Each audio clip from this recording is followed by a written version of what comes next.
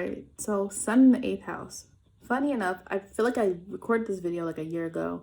I just never uploaded it, but I can't find it. So I don't know if I did it or not. I just thought about it. But anyway, so your sun in the 8th house person is typically, so first let's talk about what the 8th house encompasses, which is a lot of different things. The 8th house is home to depth. We think about depth, and it's a fixed water house ruled by Mars and Pluto. So we have internal strength here, right? Your internal, I say also willpower, 8th house, depth. Also, inheritance is here. Other people's money, how you handle other people's money is here. Can you benefit from other people's money? Intimacy is here, right? So the 8th house has taboo, like everything, things that are depth or things that you can gain from, things that you can acquire, right? Things you can get is 8th house. Not necessarily hard work like 10th house, but the 8th house, we're now consuming. 8th house is about consuming. So when we look at that though, the sun is not, I'm not saying everyone with the sun house is like a consumer and they're going to get you. What I'm saying though is the transformer is here, right? The transformer. The sun in the 8th house person is a transformer. They need things to grow and be, successful. As opposed to, you can see sun in the 2nd house person can be more comfortable. I always do opposite houses comparisons and I give you examples because I want you to understand how energy works. There's opposites and there's some type of energy flow here. The sun in the 2nd house is going to be more stability, maintaining your foundation, having what you need financially. Scorpio is about, remember, Pluto is their obsession. Mars is their aggression. We're going to need to get something, but we can't stay stagnant. So and I'm not saying all sun in the 2nd house, they're more comfortable with the certain life they live. If a sun in the 2nd house person is somewhere and they're like, I'm comfortable, I have what I need, I don't need to keep moving up and making my world complex. The 2nd house is not about complexity. It's about what makes sense. 8th house can add complexity to things, depth to things. So your sun in the 8th house person always wants to do better than they did before. Okay. They're probably not going to want to live in an apartment for the rest of their life. Some people are okay with that. But your 8th house person wants to buy a house, or your 8th house person wants to move here or there. Now, will they sometimes take a while to get there? Sure. They can take a while to get there because they have patience. See, the 8th house has patience, and there are other houses that don't, okay? The 8th house can be patient waiting to get to where they need to get to, but don't mistake patience for complacency, okay? Your 8th house person starts at a job. They don't want to stay there forever. They want to be the boss, or they're using that job to get to this point, another job, okay, a career or something like that. Even in relationships. Oh, yes, in relationships. So even though the sun is the ego, it is how we project. And so when we look at the sun, it is what we are conscious of, right? And so a sun in the 12th house person, sun in the 8th house person, I just did a 12th house video. A sun in the 8th house person does not want to be in a relationship even that looks bad on their end. Eventually, now again, here's the thing you have to understand, patience.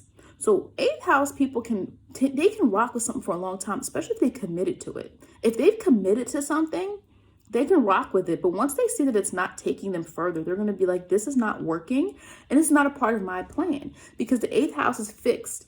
And so you're not really moving this person around. They know what they want. They know what they want to be seen as. They're going to shine, and they're going to shine with or without you because the sun has to grow. The sun in the 8th house has to move and transcend, and they have to be better than last time. Be better, be better, be better. They're not going to make the same amount of money for the rest of their life. They're not going to be happy doing that. And they don't want to be seen doing that because the sun is the ego. And again, when I talk about ego in astrology, I'm not necessarily talking about egotism, being egotistical, and he thinks he's this and that. That's not what I'm talking about. The ego is the conscious self, what you want to project. And when we talk about astrology, we talk about the sun is literally the ego. And so this person, not necessarily egotistical, but they want to be seen a certain way. We all want to be seen a certain way. All right. And so the sun in the 8th house person in a relationship is going to eventually look at their partners like, what are you adding or contributing? Can I gain from you? I just told you the 8th house is about joint assets, money, debt. Here's the thing. Karmic debt is the 12th house. Karmic debt is the 12th house. If you're talking about like actual debt, we could look at the 8th house. So that can be related to that as well. See what I'm saying? Different things going on there, 12th and 8th house, both water houses. So, an eighth house sun person does want their partner to contribute and add to them. They might want to make it together, but they're going to look at you as like, are you contributing to something? And it's not about wanting somebody else's money. It's about you want to be able to benefit off of them. You want this partnership that's like, hey, this should be growing. Why are we not growing? Right? Why are we at the same place we were 10 years ago? What is going on? So your sun and eighth house person in relationships can tend to have that mindset. That doesn't mean they're always going to break up with the person, but they have this mindset of, I need to be doing better. I need to be doing more. And sometimes you can even see that in the things that they do behind the scenes. They might not always tell you what they're up to, what they're doing. And then all of a sudden you're like, oh, wow, you just bought a new house, or, oh, wow, you just took on a third job. Yes, the sun in this third house person doesn't like to stop. It's kind of like you think about the first house energy. Well, because I like to make comparisons. So we know that Aries and Scorpio are both ruled by Mars. And then Scorpio is also ruled by Pluto. So with Aries, it's like, I need to go, adventure. So like Aries has that restless energy, right? Whereas Scorpio's restless energy is about internalizing their own strength. It's almost like they like to challenge themselves. Aries, like Aries energy, first house is what I'm talking about. It's more so, I like to do things. I'm going to challenge what I'm doing and do these things I'm inspired by.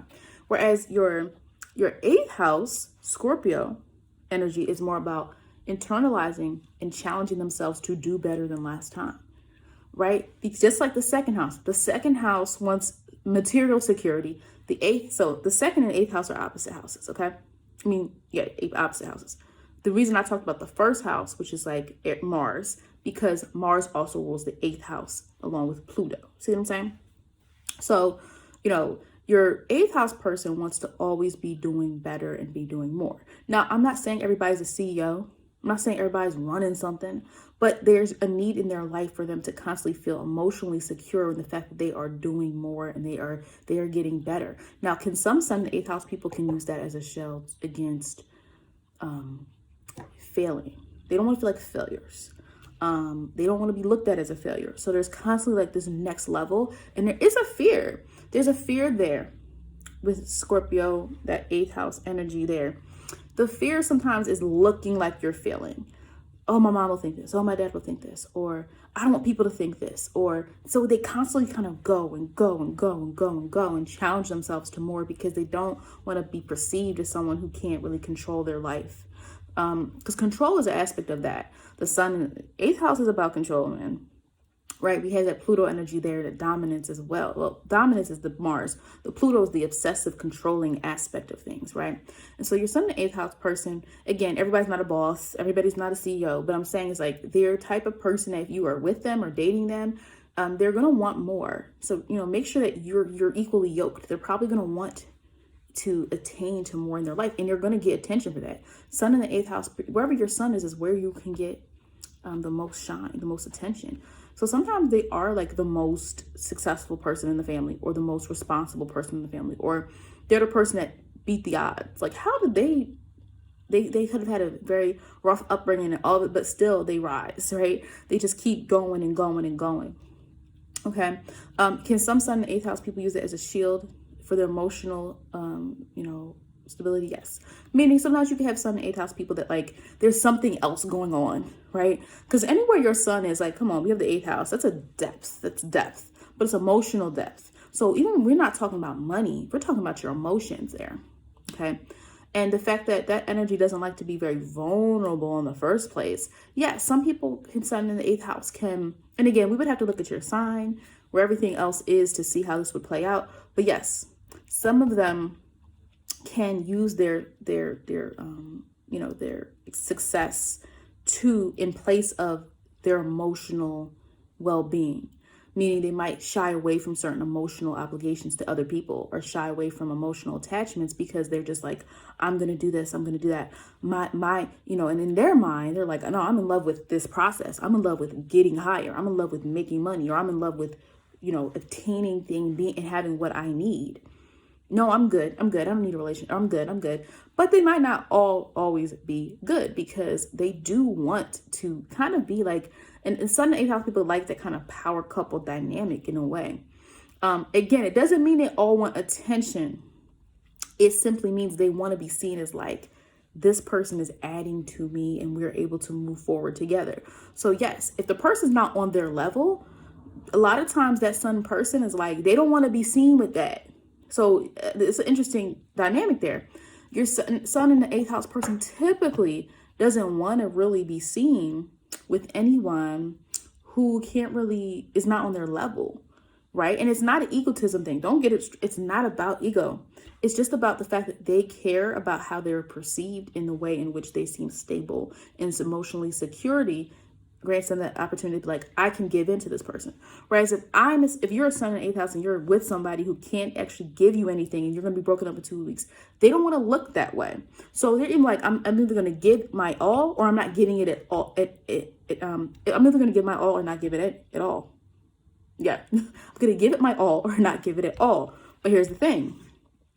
That has to go somewhere, because the Sun wants to be seen. So if we're in a water house, which is dealing with our emotions, and it's fixed water, so if they're not fixated on a relationship or their interpersonal relationships, where is that energy going to go? It's going to go to attaining more and more and more and more.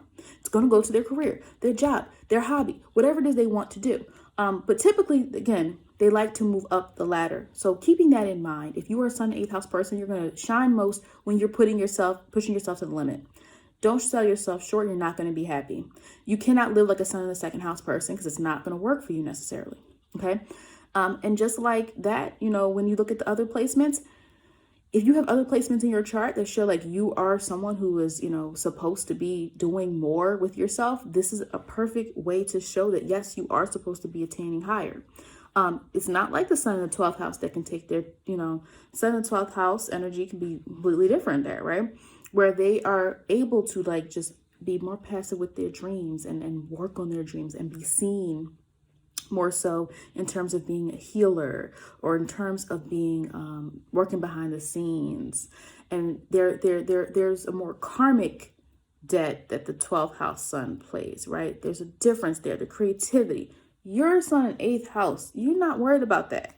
Okay, so I think by using those things and putting those things together can hopefully help you understand how to, navigate the world. But again, this is just a Sun video, okay? My goal is to do the moon through all the signs as well, and that way you can put things together and really see the whole picture. So that was it for that. Thank you for watching.